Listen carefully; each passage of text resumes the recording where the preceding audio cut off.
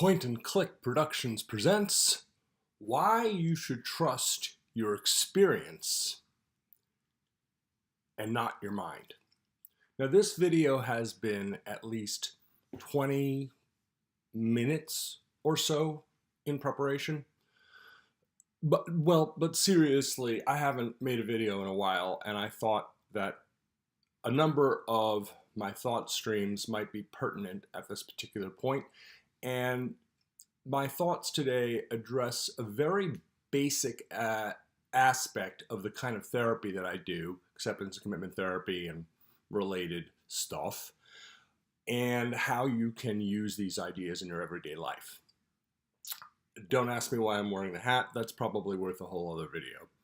So, again, trust your experience, not your thoughts. So what do I mean by that?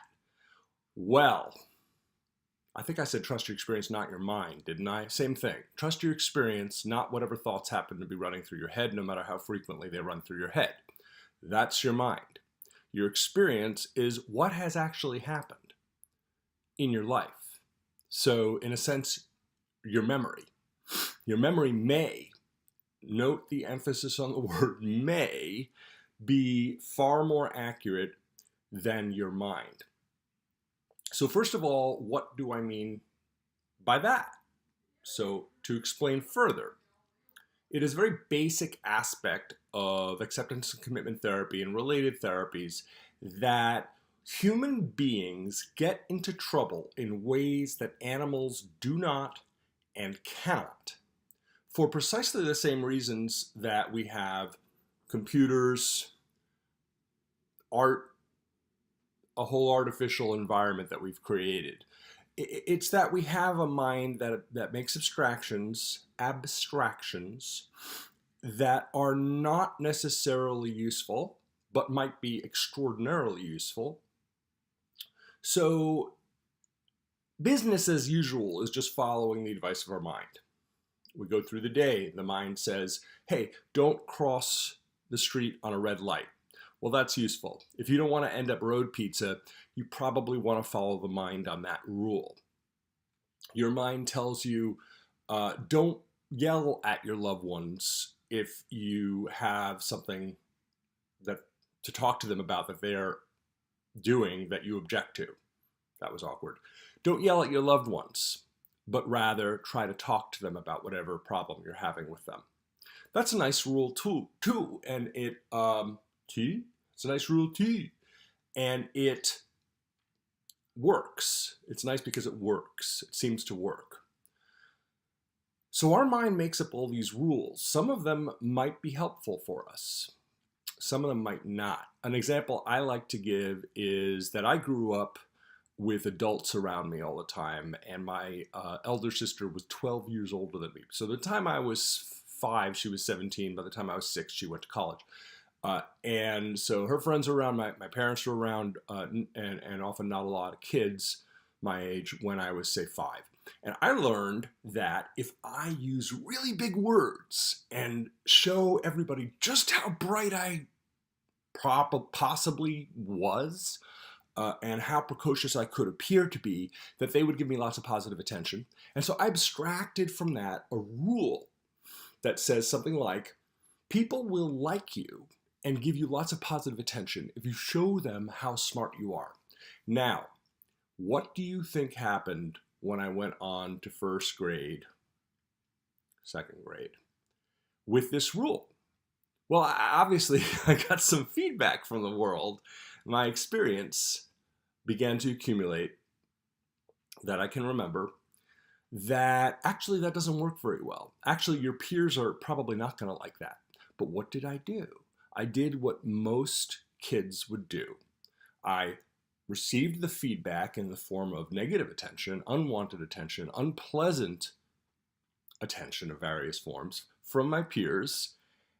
And do you think I said to myself at age 6, 7, 8, whatever, oh, this isn't working, let me try a different strategy? No, of course not, because I had no idea what I was doing. I was simply following verbal rules, is the jargon, verbal rules that I had abstracted from earlier experience that used to work. And so I didn't change my behavior very much, even when my parents said to me, hey, maybe don't be a know-it-all with your friends, etc. That's not going to work, essentially, is what they said. And of course I didn't change my behavior because my rule was already somewhat fixed in my head.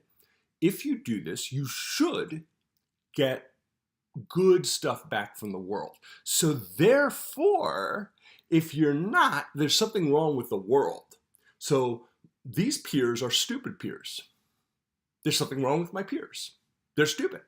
So now, not only am I show-offy, I'm also arrogant.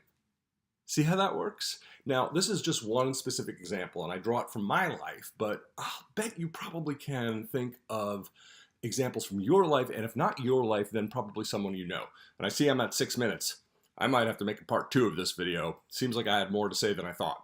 Well, so that's what I mean by following verbal rules, as opposed to experience. An animal does not get into this kind of trouble. So to follow up on that, and then I think I will end and make a part 2, maybe a part 3, who knows. An animal who touches something with its paw and it burns its paw will not touch that again. It just won't. In almost any circumstances, they'd have to have enormous imperative reasons, like they're starving to death, to touch that again. Humans, on the other hand, might touch the stove again and again and get burned again and again because they have some kind of rule that they learned early in life as to why it should work to touch the stove.